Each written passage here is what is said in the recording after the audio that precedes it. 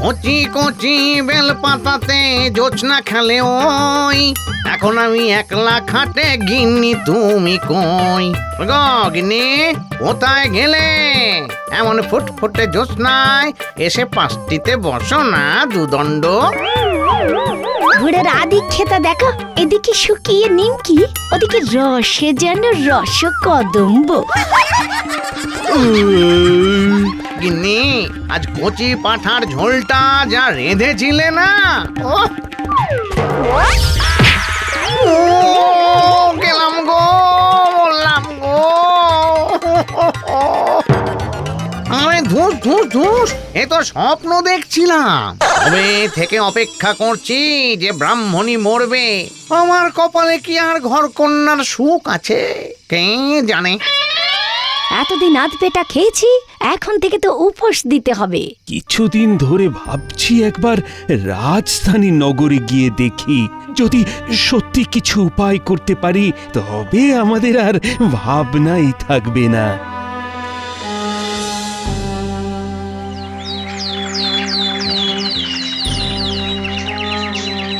এইটুকু সঙ্গে রাখো, পথে খিদে পেলে খেও।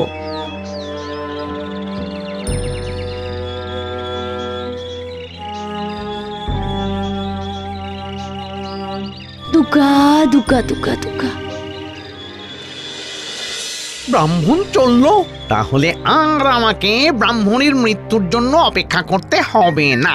ব্রাহ্মণ সেজে সুনুত কোণে ঘরে ঢুকে পড়তে পারলেই ব্যাস কেল্লা ফতে।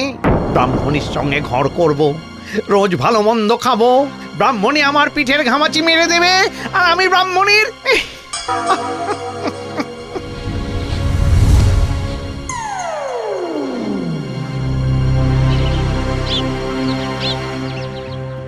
কই গো গিন্নি, কোথায় গেলে? এদিকে এসো তাড়াতাড়ি। তুমি ফিরে এলে যে? আমাদের কপাল খুলে গেছে, দেখো দেখো কি কুড়িয়ে পেয়েছি রাস্তায়। ওগো, এই এক থলে মোহর তুমি রাস্তায় কুড়িয়ে পেলে? নাও গিন্নি, আজ একটু ভালো মন্দ রান্না করো দেখি, আমি বরং বাজার করে আনি।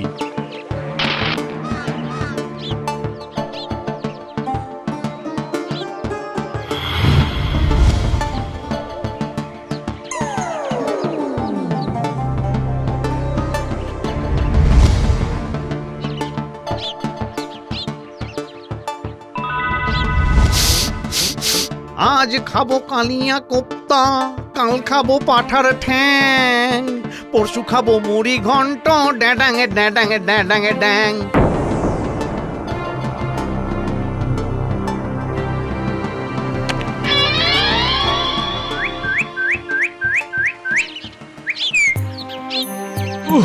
পথ যেন আর শেষ হয় না, এদিকে খিদেটাও পেয়েছে। না, একটু জিরিয়ে না নিলে আর যে চলতে পারি না।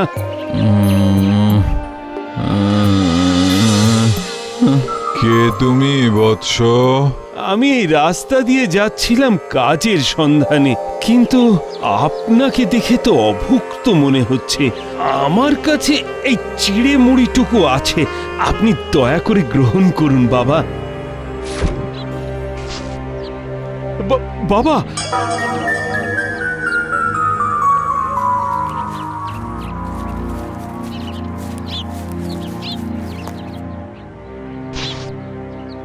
কই গো, কোথায় গেলে?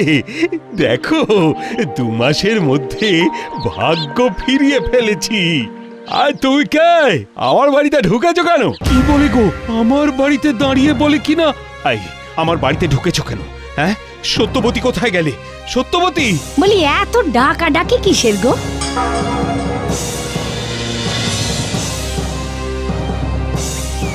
হ্যাঁ, ও মা গো, এ কে গো?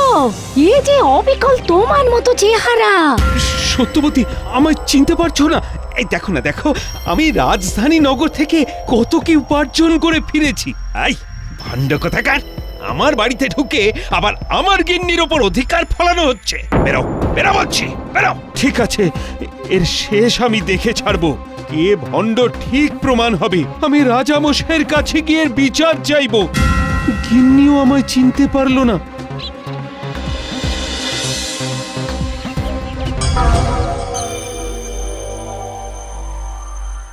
রাজামশাই, পেন নাম হই, বড় বিপদে পড়ে আপনার কাছে ছুটে এসেছি। বলো শুনি। আর তুই কে? আমার বাড়িতে ঢুকেছো কেন? আমার বাড়িতে দাঁড়িয়ে বলে কিনা আই, আমার বাড়িতে ঢুকেছো কেন? সত্যবতী, ও মা গো, এ কে গো? এ যে অবিকল তোমার মতো চেহারা। সত্যবতী, আমায় চিনতে পারছো না? এই ভান্ড কোথাকার! আমার বাড়িতে ঢুকে আবার আমার গিন্নির ওপর অধিকার ফলানো হচ্ছে। বেরো বেরো বলছি। কি বলো? অবিকল তোমার মতো দেখতে? এ তো মহা সমস্যার কথা বটে। ওহে মন্ত্রী, কি বলো? রাজামশাই, আমার মনে হয় ওই ব্যক্তিকেও পরিবার সহ রাজসভায় ডাকা হোক, তখনই বিচার করা যাবে।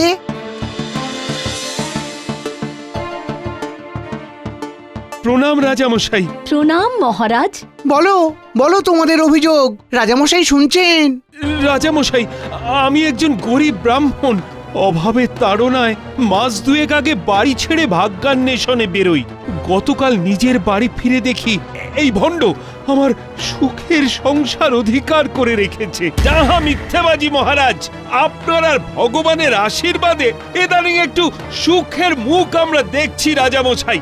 আর এই বহুরূপী এসে জোর করে আমার ঘরে ঢুকে পড়তে চাইছে। এই শয়তান বহুরূপীর হাত থেকে আমাদের বাঁচান। হায়, হায়, বিশ্বাস করুন রাজামশাই, আমি আসল ব্রাহ্মণ। মন্ত্রী, এই সমস্যার সমাধান কি করে সম্ভব? আপনি চিন্তিত হবেন না মহারাজ। ওহে ব্রাহ্মণী, তুমি তোমার স্বামীর শরীরে এমন কোনো চিহ্ন বা দাগ জানো যেটা সাধারণভাবে উপর থেকে চোখে পড়ে না? হ্যাঁ হ্যাঁ, জানি মহারাজ। আমার স্বামীর কোমরের ডান পাশে একটা খুব হালকা জড়ুল আছে। সত্যবতী ঠিক বলেছে মহারাজ, ওই জরুল আমার জন্মদাগ। ওটাতেই প্রমাণ হবে কে আসল আর কে নকল।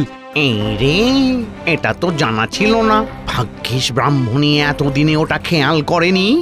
যাই হোক, আমিও হলাম ব্রহ্মদৈত্য, ভৌতিক ক্ষমতা প্রয়োগ করতে হবে।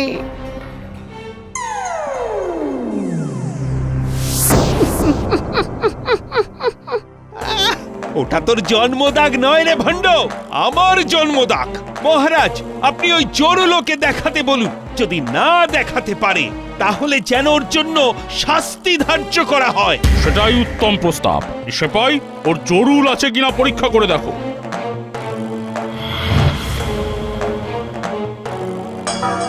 না মহারাজ, এর শরীরে কোনো জড়ুল নেই। এই দেখুন। কোথাও একটা ভুল হচ্ছে মহারাজ, একটু ভালো করে দেখুন। থামো ব্রাহ্মণী, তোমার কথার মূল্যই সব থেকে বেশি। বলো। মহারাজ, এই ভণ্ড, এর কোনো জড়ুল নেই। আমার কোনো ভুল হচ্ছে না। এবার তাহলে আমি দেখাই জরুলটা।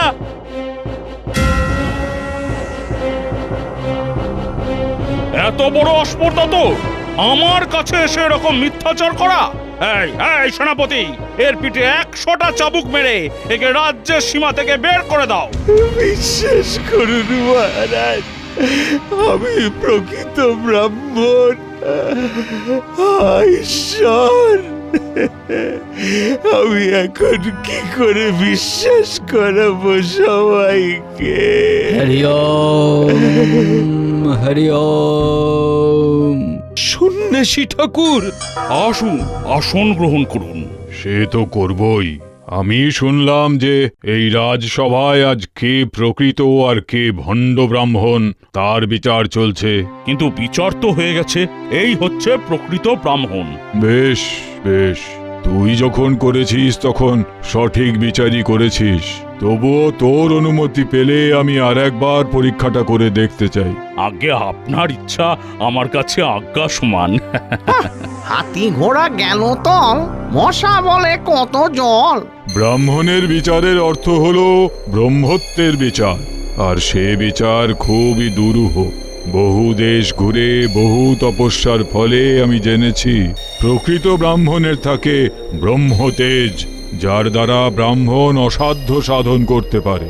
তাই এই দুজনের মধ্যে যে প্রকৃত ব্রাহ্মণ, সে তার ব্রহ্মতেজের বলে আমার হাতের এই কুপির মধ্যে অনায়াসে প্রবেশ করতে পারবে। এবার বলো, তোমাদের মধ্যে কার পক্ষে এই কাজ করা সম্ভব? কি বলছেন সন্ন্যাসী ঠাকুর? এই যে অসম্ভব। আচ্ছা, তাহলে ধরে নিতে হবে তোর ব্রহ্মতেজ নেই। কিন্তু আমার ব্রহ্মতেজ আছে সন্ন্যাসী বাবা। আমি হলাম গিয়ে ব্রহ্মদৈত্য, অর্থাৎ একই সঙ্গে ভূত এবং ভূতপূর্ব ব্রাহ্মণ। এমন ভেলকি দেখাবো না, সবাই একেবারে জয়ধ্বনি করতে করতে পায়ে এসে আছড়ে পড়বে।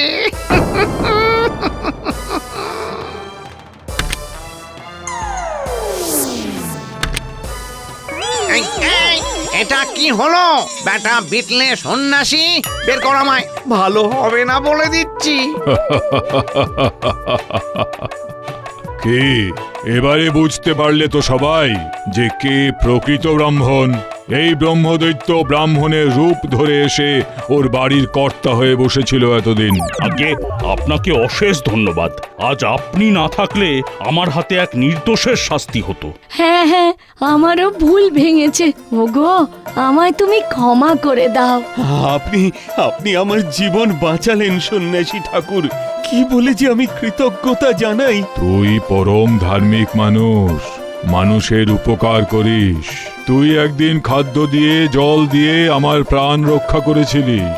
দেখলি তো, জীবনে ভালো কাজের প্রতিদান ঠিক পাওয়া যায়। সব সময় সৎ পথে চলবি। হরি ওম, হরি ওম।